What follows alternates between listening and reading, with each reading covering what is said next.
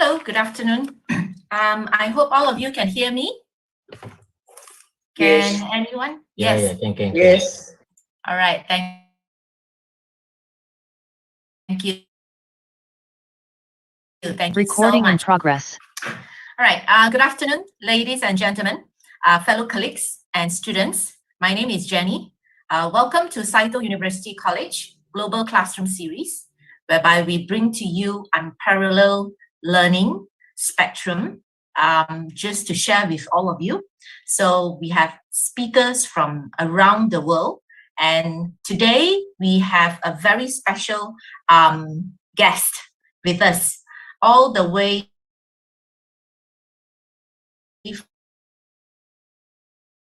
from Australia, South Australia. Now, before I actually start to introduce this gentleman, let me just do a bit of a housekeeping. So the first thing is please mute all your microphones when the presenter or the speaker is presenting. Secondly, we will have a Q&A sessions after the end of the sharing session. So the sharing session will be about 45 minutes, then followed by 15 minutes of a Q&A.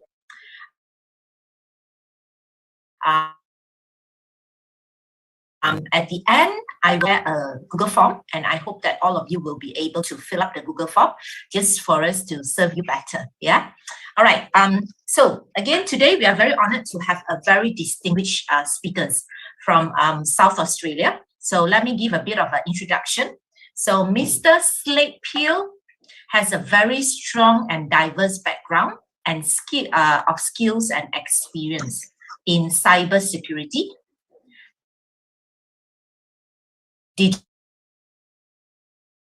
digital technology, business, finance, strategy, sales, and leadership. So he studied in China and in South Australia and obtained MBA. He also gained an insightful understanding towards strategic business operational effectiveness.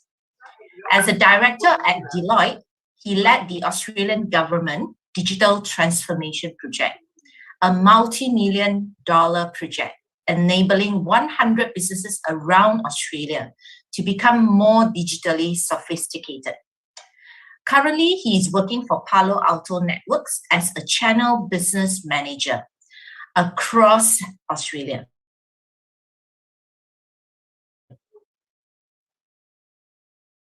So the mission is to be the cybersecurity partner of choice, protecting the digital way of life and ensuring the world each day is safer and more secure than the one before.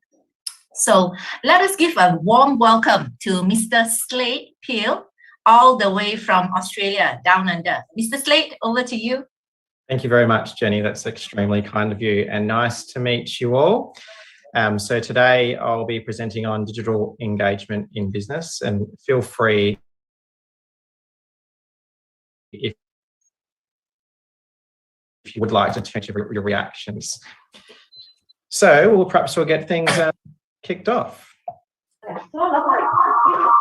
In Australia, it's important for us to do an acknowledgement of country, and that's a way for us to recognise and pay respects to our First Nations people and traditional owners and ongoing custodians of the land. So I'd like to use this opportunity to acknowledge and pay our respects to the Kaurna people, the traditional custodians whose ancestral lands I present from today, albeit virtually. I acknowledge the deep feelings of attachment and relationship of the Kaurna people to country, and I respect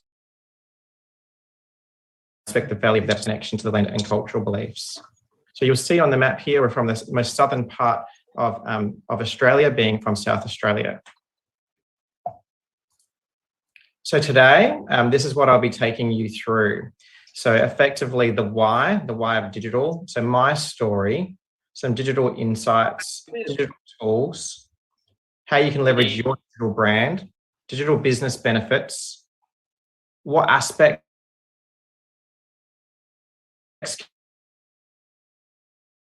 can you encompass in security. So the why is digital important in business? Well, effectively, there's three key areas that we were focused on within digital. It's the future.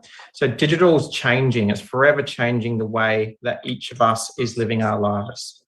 the way we're interacting with each other, the way we're working, the way we're studying, the way we live, and we're all using devices that are much more powerful than ever before. Opportunities. So opportunities through digital are effectively endless. So for example, I'm presenting to you today from South Australia, all which wasn't possible many years ago. So the opportunity to connect through digital means is a main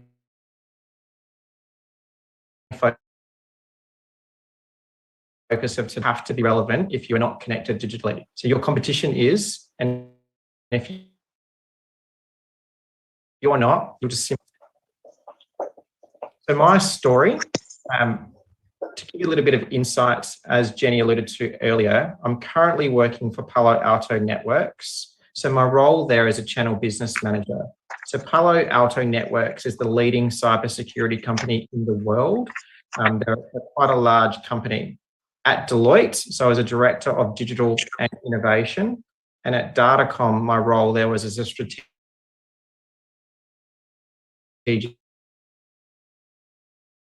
account director, looking after clients from a technology perspective for their requirements. So my studies, which I've undertaken, have been at the University of South Australia, also Peking University in Beijing, and Macquarie Graduate School of Management through Sydney. There's a range of other courses and technology courses that I've undertaken that I simply won't go through today, but I just wanted to give you that aspect to my background. So how have I leveraged digital for my brand? And I guess I really wanted to give you this understanding of how I've leveraged it from an online perspective. So coming from the University of South Australia, to which I studied,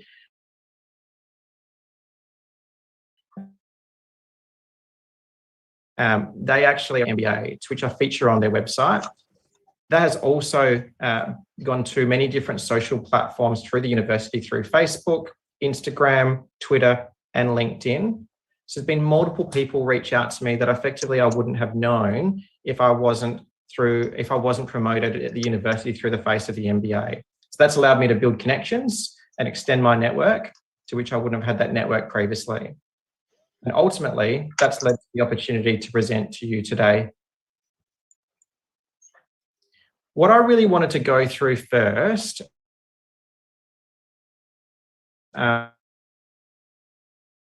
is a bit of an example which is effectively used in business. This framework here is effectively not the focus of today, but I wanted to give you this insight in terms of what it might be and if it could be relevant for you in the future. So if you're looking to create a product or a service, this is something which you should look at and rely on maybe in the future. So if you were to Google the 5 E's of a customer journey, you'll get a lot more information online. So I used this quite a lot when I was working for Deloitte, because basically how it works, it's an approach that really helps you with your strategy. So if we just break it down one by one, the first stage being the Entice stage. So how your customers first hear about you. Would it be through a billboard? Is it through word of mouth? Is it through Google? Is it through Facebook, Instagram, etc.? The next stage is the enter stage customers when they enter your brand. Think about the way that your brand could be presented. Is the brand a product? Is it a service? Or is the brand, is it yourself? The next stage being engaged. So how does this interaction usually play out? So the engaged stage, when you're engaging with customers, is typically the longest stage from the customer learning how your business works through to perhaps making a purchasing decision if you're looking at selling a product or a service. The exit stage. So what is your customer's last impression if you are selling a product and service? So this section can be often overlooked, but it can be extremely lucrative if done well. The extend stage is what's going to trigger that repeat purchase. How are you staying relevant to your customers and your clients? So if you're creating a really good experience, would a customer be really offering? Yet today, it's predominantly going to be about digital tools and social platforms to grow your brand. So I wanted to really provide you this example first if you were taking that product or service to market. So if we look at digital insights, there's many tools to leverage within digital. So understanding what is the right tool for you. Is it a social media platform? Is it on a website? Or is it a social platform that perhaps might be linked to a shopping platform? So there's many different aspects that we really need to look at. Considering today, the majority of you on this call are in university, the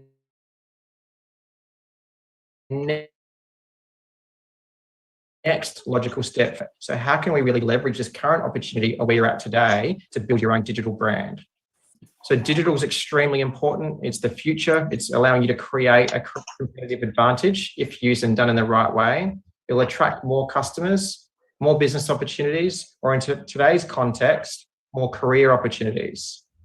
So understanding what that product or service might be and what you're going to take to market. So you really got to consider that. So your branding will shift considerably depending on your focus.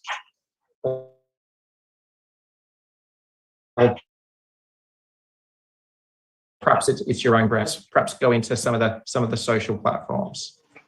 So as you can see here, these are the current trends of 2021 across the majority of the social platforms. Now they're not all shown here. So for example, you may have noticed that TikTok's not showing, but if you were to have a look here, so if you're looking at Snapchat, if you were to take a product or service to market, the majority of the users are sitting in a much younger demographic. So 12 to 17-year-olds or 18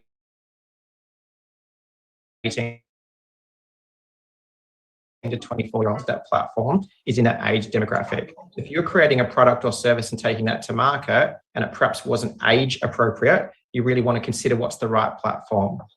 You'll see here from a Twitter perspective that the average age is considerably higher, so 35 to 65. A lot of people use Twitter for the news and notifications and so on and so forth. Looking at LinkedIn, I think this is going to be the main focus for each of you today, because it's how you can create your own digital brand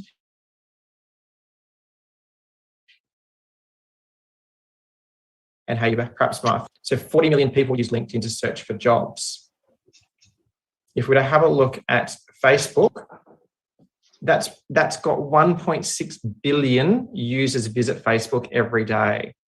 And the average person is spending nearly 1 hour on the platform every day. And I understand a number of you are watching from Facebook Live today. So looking at Instagram, same thing. You've got 1 billion people using Instagram on a monthly basis. 200 million users are at least one business profile on Instagram daily. And 58% of people say they've become more interested in a brand or product through Instagram, to which you might actually choose to buy a product or service through Instagram. But YouTube is the second most popular search engine, generating over 1 billion hours of video each day. If we look at that in a little bit more context, you've really got to pick what's the right context. Malaysians are spending an average of 7.5 hours a day on the internet. So the high statistic here within Malaysia is YouTube, to being the number one social platform in Malaysia. What I'd perhaps like to mention there as well is a couple of years ago when I was involved in the digital transformation project, I had the opportunity to visit Facebook HQ as part of the digital transformation project I was leading, which is in Sydney, which is certainly a highlight of my career today. So if we look at social commerce and really looking at the previous points that we went through, 55% of people have bought a product through social media. So have you bought a product through LinkedIn or Facebook? I'm sure there's a number of us on this call today that have perhaps bought a product or service through social media platforms. And 87% of those people claim that social media has helped to make that decision. So 57% of people are shopping a lot more often since the pandemic, because a number of us are at home or in lockdowns and spending a lot more time on our devices than we ever have done. And there's more and more platforms that will be implementing an e-commerce facility, so a service where you can buy your product or service like you can through Facebook and Instagram.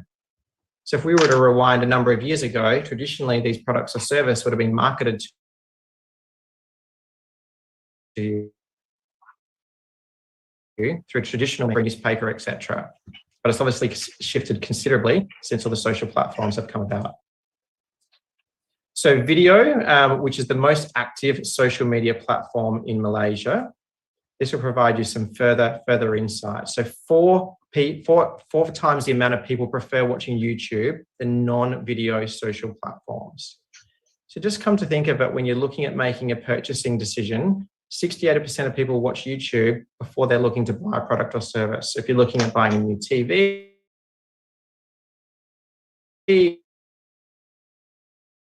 or a new smartwatch, etc., a number of you would typically go onto YouTube to look at the research. It's something that I definitely do.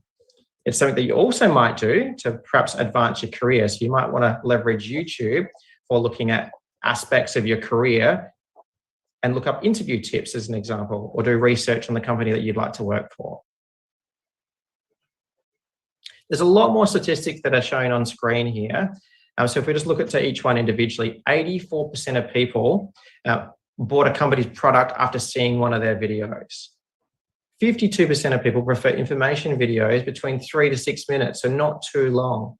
But you've got to get their attention in the first. So as we can all see, there are a lot of digital tools, yet today the focus is effectively going to be about building your own brand and how you can leverage LinkedIn to be able to do that for you and your career. So from a LinkedIn perspective, if you don't have a LinkedIn profile, it's something that you should perhaps look at. So if you simply just go to linkedin.com and create a profile, that's certainly going to be the first step. It's a digital tool to really help grow your own personal brand, and particularly important in the business world. So if you're looking at getting into the business world, a lot of your future, and they're likely going to be wanting to connect with you over that platform. So what you should do is connect with your peers, connect with your classmates, connect with industry leaders, connect with your teachers, your lecturers, perhaps even me. So the way that you can do that is, obviously, if you have this level of connections, it starts building organically and it effectively grows over time. So there's lots of opportunities here, but I really see the most important one for each of you today on this call is really the career side. So I did a little search earlier today, and LinkedIn jobs in Malaysia. On LinkedIn, there's over 40,000 jobs that are advertised on LinkedIn in Malaysia. How are you going to make your profile stand out? So really, you've got to be that step above the rest, like we talked about earlier, have that competitive advantage and stand out ahead of your competition. So there's been many opportunities that have come about from LinkedIn for me. And I'm really going to showcase a little bit of an example here for you. It isn't about building 10,000 followers or 100,000 followers or 1 million followers. It's really about quality connections, not quantity of connections. So I've got a little exercise that I'm just going to pop up on screen. And perhaps if anyone knows the answer, to pop it into the chat window, and I'll let you know if you're correct. I really wanted to go through this little exercise to really highlight the connections that I've built over LinkedIn and how people have shifted in their careers.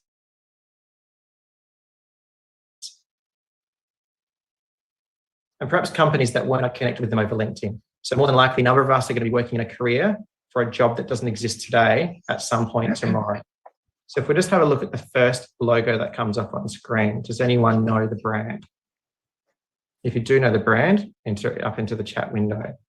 Perfect, that's right, Amazon. So I wanted to really give that example because Amazon has really extended their business operations globally, and they weren't in operations in Australia a number of years, to South Australia about 1.5 years ago. So it's a brand new service and technology that's now operating from technology that wasn't here previously. So my point on that is, from the connections that I've built over time, I now know a number of people that are now working at Amazon. Part of the business that I work for at Palo Alto Networks, we have an offering that is sold through Amazon. So the next one.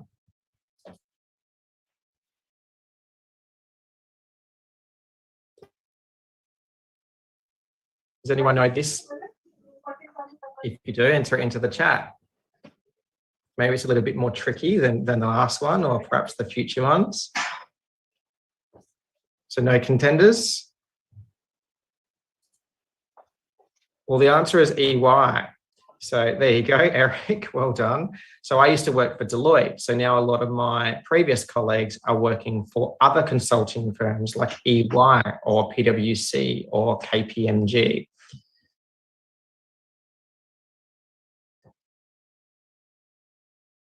So the example there, your peers or your colleagues or industry leaders, a lot of people will then move around into different companies, and then it allows your network to organically grow.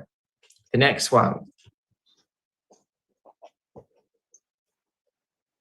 Google, perfect. Well done, Dan. So here I really wanted to provide you that example with Google, because when I was working at Deloitte, we had an opportunity to work with Google directly. But once again, they're a really new player in the Australian market, particularly around Google Cloud.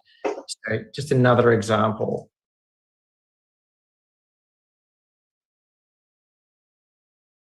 And the last one. Perfect. Yep, a lot of people jumping on that one. And well done, Lachlan. I think you're the first. So Microsoft is again been a network that's been extended upon from when I was working at Datacom. So you can see in these examples that the network is continuing to grow.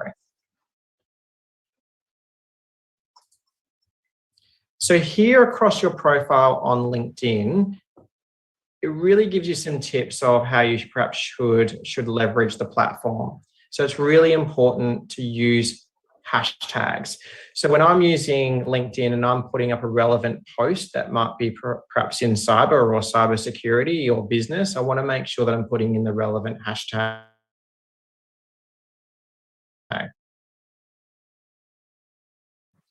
For a post or some information that might relate to business or cyber or the other examples on screen, they're going to search for that particular hashtag and the information comes up. You really should tag the companies or the people that you want to feature or put a regular post of insightful information up. So each of you at Saito University, you might want to tag the business school as an example, or your colleague or your peer is just obviously very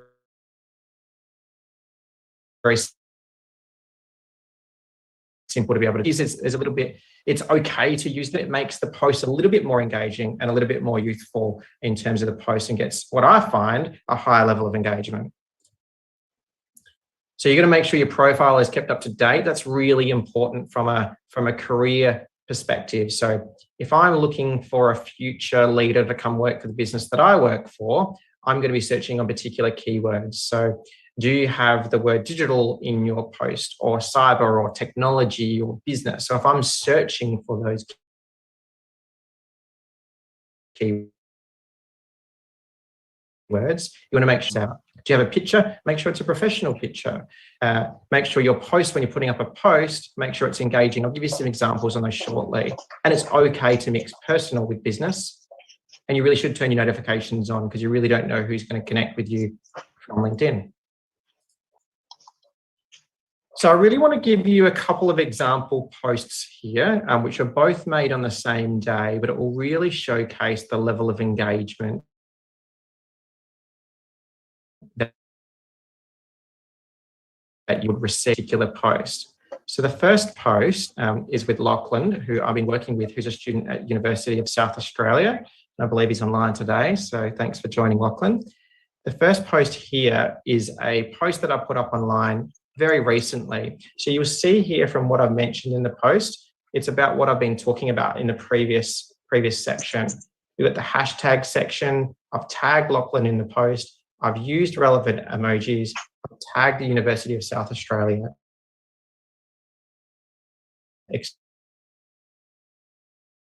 etc. So I put this up from a personal basis on LinkedIn, but also with a business element, because it's showcasing the type of things that I'm involved with outside. You'll see here, there's a number of people that engage and the amount of views that it gets in the feed of the post. Versus the next one, which is a super, super important topic on cybersecurity. So it's not a case of if you get hacked, but when you get hacked. So in terms of business, that could really cost a business millions of dollars.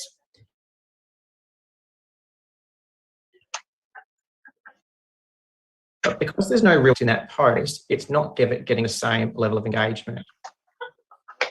Both posted on the same day, both within a couple of hours each other. The one with Lachlan is 4,000 views or impressions in the feed versus this one here of very minimal engagement of 460 impressions. So it's important to cover both. So you've really got to cover both. So I really want to put up something from a cybersecurity perspective, but I put up those posts continually each day. A lot of people would probably maybe disconnect because it's going to be too much. So you've got to make it relevant of what you put up and how you post it. But you also really want to showcase the type of activities that you're doing for the community. So from your actual digital brand on LinkedIn, it's the real focus is to keep it professional. It's a little bit different to how some of the other social platforms work. So if you actually click on a profile, it will show that you've clicked on their profile. So if one of you on the call today clicks on my profile but doesn't connect, that's completely okay, but I'll be able to see that you've done that. There is a way to turn your privacy settings off. So basically the other person won't see that you've clicked on the profile.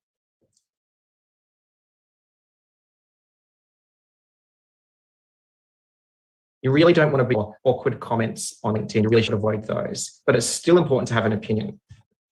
So it's important to comment and like on posts. If you just like on posts, it will really come up as just Slade Peel likes this post. Versus, as I've got my title being clear and concise, on a comment, you will see that it comes up with my role and where I work, because I've actually put a comment on there, and it will really showcase that you've commented in everyone else's feed. So this is why it's important to really have the on LinkedIn and the right comments to engage at a professional level, because your peers and people that you're connected with will see the type of activity that you're involved with. So this is your step. This is your step in your career. It's your choice. It's your future. So my career has allowed me to choose and work for the company that I aspire to work for. So Palo Alto, in this instance, is all about protecting our digital way of life. But the decisions you make today and the connections that you make will make an impact on your career tomorrow. And Palo Alto Networks, University of South Australia, and today through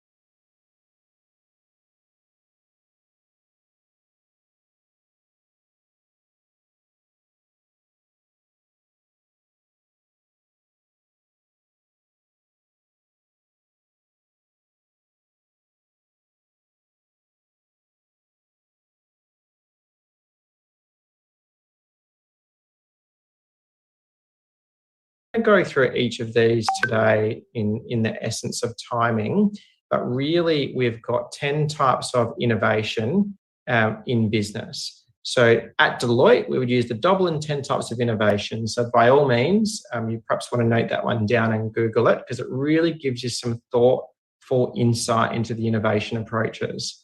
So if we look at perhaps each group, you've got the configuration group, you've got the offering group and the experience group. Each group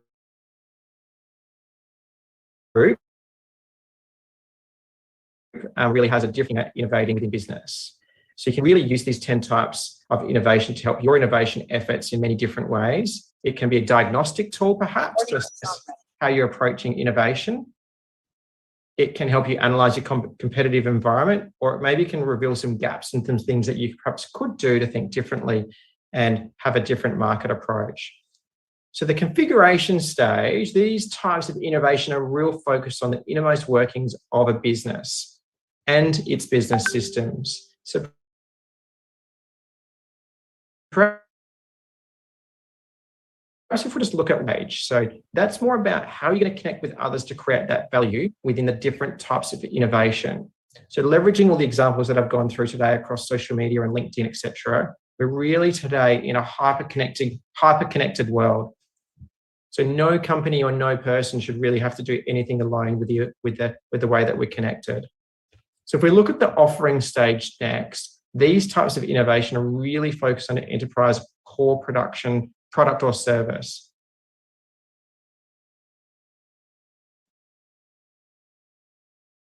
In a business. So you really got two in there, right? Product performance and product system. So if you look at product performance, how are you going to develop the distinguishing features and functionality for your product? What are you going to do differently in terms of being able to differentiate yourselves from the competition? And that last stage is the experience stage. These types of innovation are really focused on more customer-facing elements of an enterprise and its business systems. So perhaps if we look at one there, maybe similar to the role that I'm in today across the channel stage, how are you going to deliver your offerings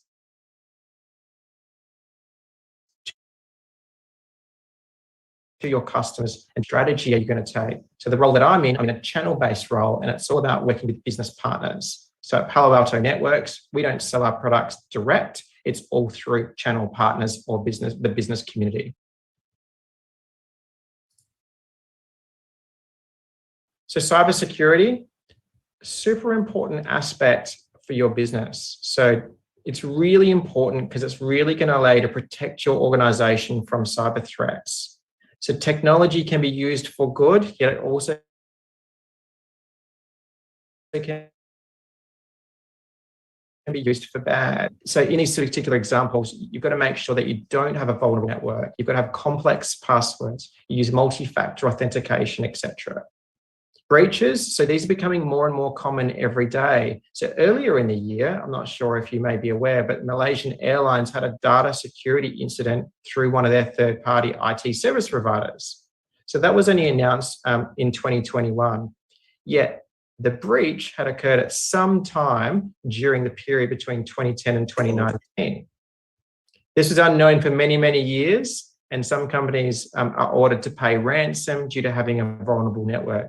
So it's really, really important to do your research around cybersecurity and what you can do to protect your future organization in the future. Ultimately, it's about really reducing your risk.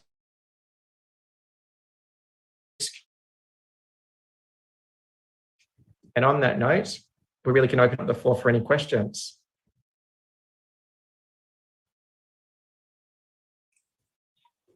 Thank you. Thank you, Slade, for such an insightful session.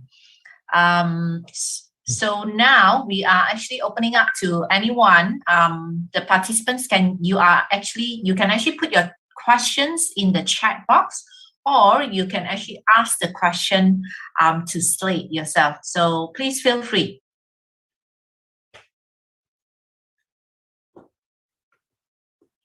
Anyone would have question?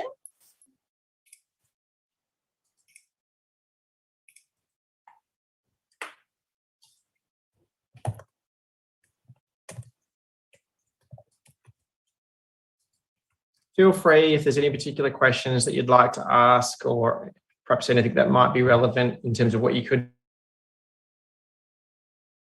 do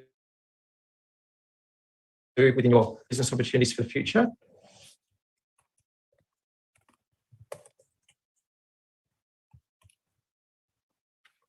Okay, perhaps I can start first, Slade.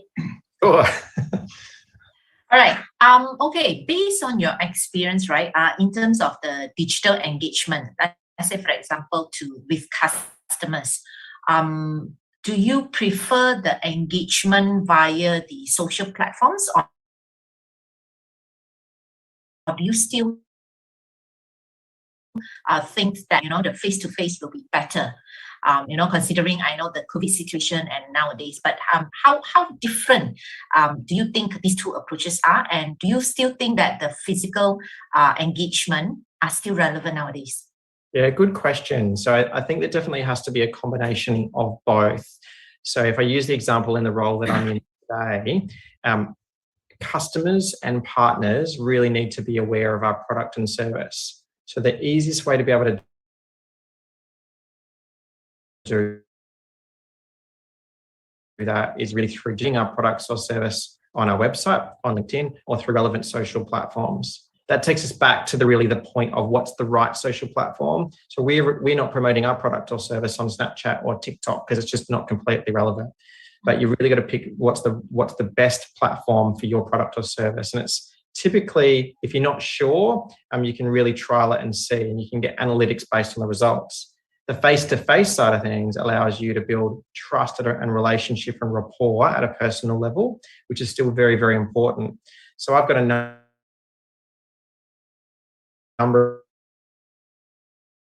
of different business Palo Alto networks, and it's really important to build that trust and that relationship. But from the other side, we also got to make sure that the services of our solutions are marketed to them in a different way, which would be digital, because I'm not going to be able to give them all the information. So you've definitely got to have a combination of both. Mass market, digital marketing is certainly going to be able to provide your products and services out there to the audience, but also building a rapport on business relationships for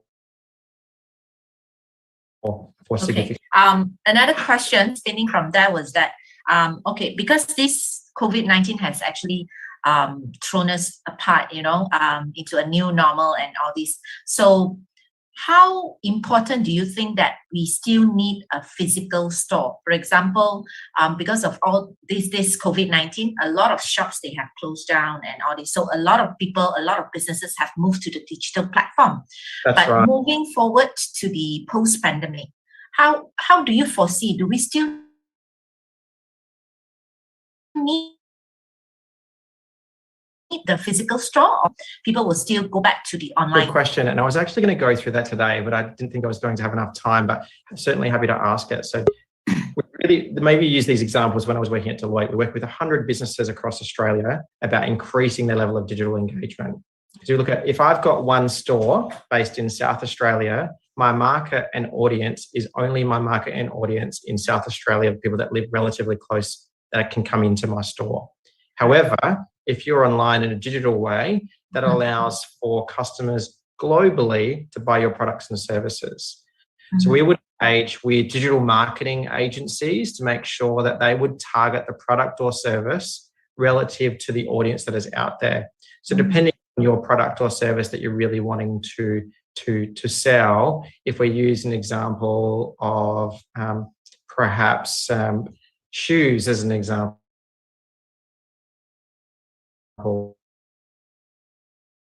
maybe Nike shoes, because it's going to be people that are interested in sport. It's going to be people that want to have the athleisure look.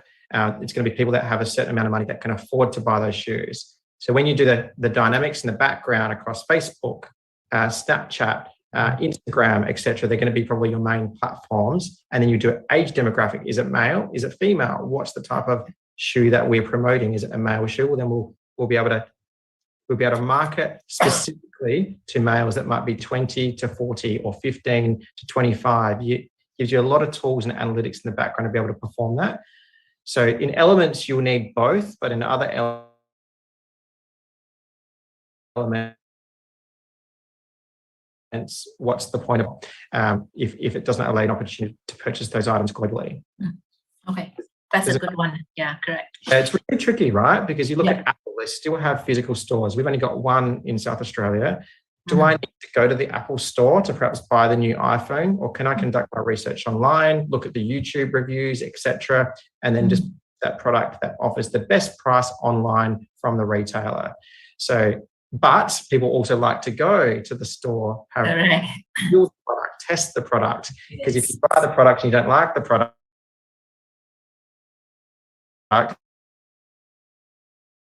it makes it really difficult with it. So only elements of both, but depending on your product or service, I think will depend on what the answer is there. Yeah. It also depends on the value of the product that you are buying. Yeah, correct. Correct. If let's say, for example, you're buying an iPhone for 6,000 ringgit, for example, some people will actually prefer to go to the store, like you said, to test. Correct. Yeah. Yeah, if you're looking at a low-value item that you can perhaps buy through one of the online platforms, through eBay or Amazon or whatever's the right platform that you choose to buy it from, that's probably the easiest way to do it sometimes, particularly while we're amongst this pandemic. So we've got a question that's also popped up. Is the Facebook market still viable now, as Facebook has the issue of Facebook secretly taking the data from the hand phone? So I guess that comes down to security settings and data settings and so on and so forth. So it's an interesting question, but it depends whether you're comfortable with allowing that data to be out there, because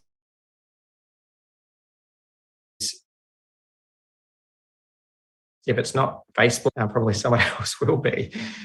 So it's really, that platform is up to you, but it's really to analyze what is the right platform, and considering Instagram, Facebook or Instagram, etc. It's got, well, then do you not market on those two products? But if you're not marketing on those two products, what's the platform that you're marketing on? So you might be limiting your market a little bit there.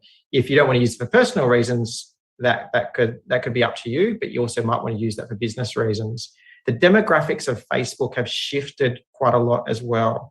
So previously, Facebook used to be a platform for more younger users to use the platform. Now it's shifted considerably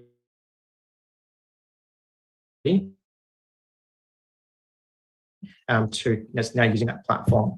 So perhaps somebody might not want to be on Facebook anymore because their parents are on Facebook. So there's different platforms for different reasons. So, but you've got to make sure you put in the right security settings. So it's always really important to look at the settings, your privacy settings. You may want to choose to have a secret or a private account. You might want to limit the amount of people that people can see about you. You might not put in your full details, such as your phone number and date of birth, etc., etc., etc.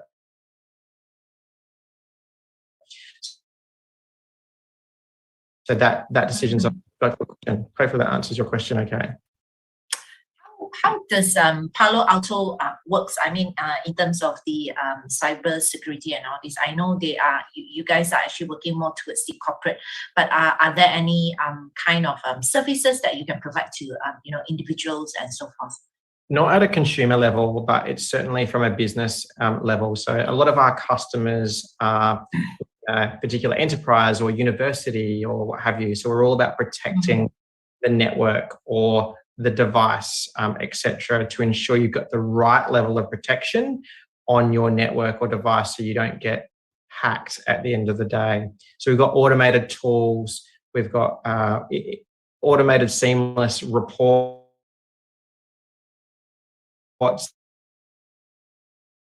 and so on. So particularly focused around enterprise and corporate and government, not the end user. But there's a lot of end user tools that you can use out there, but it's going to be making sure if you're at a university, are you using a VPN? Like, what's the sort of security software that you're using to connect in? Is your data then secure, et cetera, et cetera? There's all sorts of concerns, I guess, with cloud-based data. But I store my data on Microsoft OneDrive or Google Drive, etc. But you've got to be comfortable with the data that you're uploading to those platforms on a personal basis. But from a business level, they're the ones that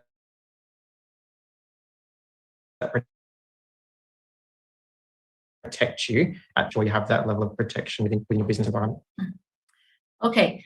One last question, Slade, from me. I actually would like to ask, what is your advice to our student, our Saito Business School students, Saito University College student, in terms of personal branding? Because just now in your presentation sharing session, you did mention personal branding as part of the digital engagement and so forth. So what is your advice to our graduates, our soon-to-be graduates? Yeah, good question. And I guess it really, in summary, you've really got to create an online platform. So it'd be different in each particular country, but LinkedIn is a global tool and is heavily used within Malaysia. So if you're looking to get into a graduate role, you really should start to follow the companies that you really want to work for. So depending on which companies you want to work for, find the company, click follow.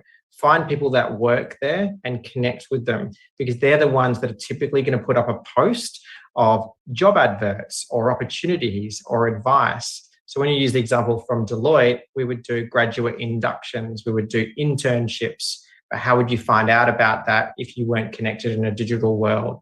So you could definitely go to each of the individual websites and click on the careers section.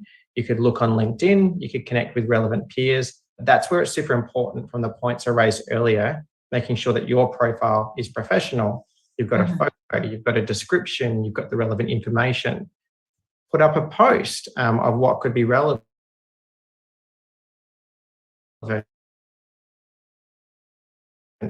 Each of you are studying different aspects in your career, so maybe put up a thought-provoking article or write something that could be relevant to get attention, because you need to be able to stand out, and the people that stand out are the ones that typically get the careers. So when I would use an example, perhaps at Deloitte, one of my team members had contacted me directly over LinkedIn. I'd never met with him, I didn't know him, and he asked me to catch up face to face. This was a few years ago, and we caught up for a coffee, and he was using me as a leader in that field. And as time went on, I'm like, well, this young guy that's approached me would actually be excellent in my team. So when an opportunity opened up, I then asked him to join my team.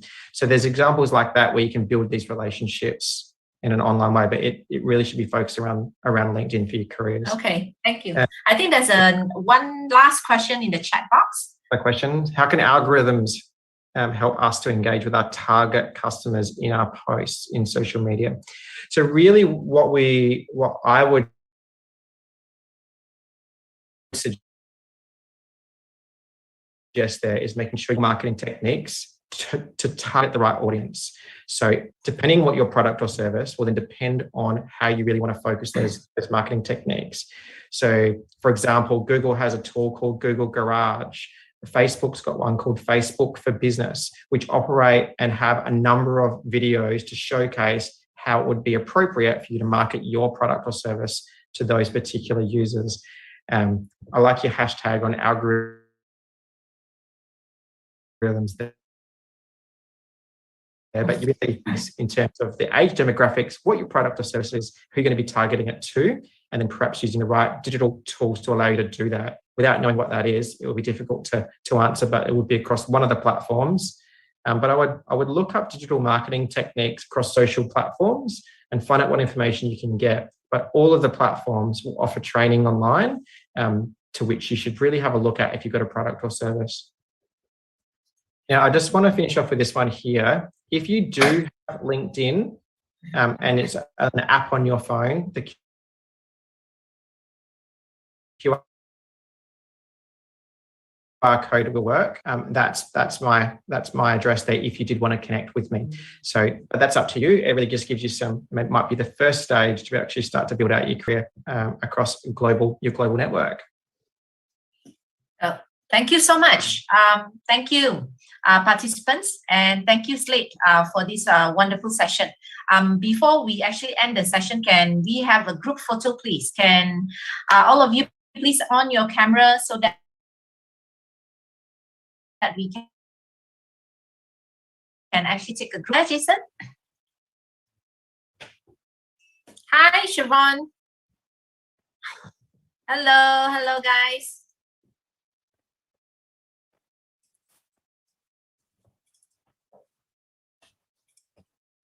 Okay, Jason, maybe we can do one formal and one freestyle.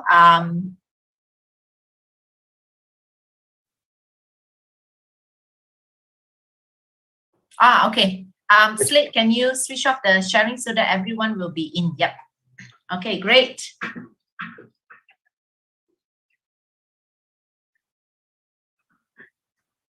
Please on the camera, Miss Wong. Okay.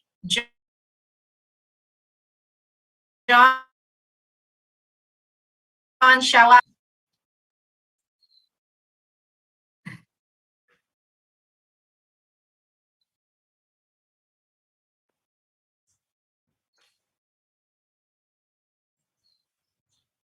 One more. Ethan, one more. All of us are quite photogenic, you see. That's why we need another. Okay. Freestyle. Freestyle. All right. Thank you so much. Thank you, audience. Thank you so much, Slade. We will be definitely asking you again to invite you again for our session and our further collaboration as we speak. Very good. Yeah. Thank you. Take care. Take care, everyone. Stay safe. Thank you, Thank you, everyone.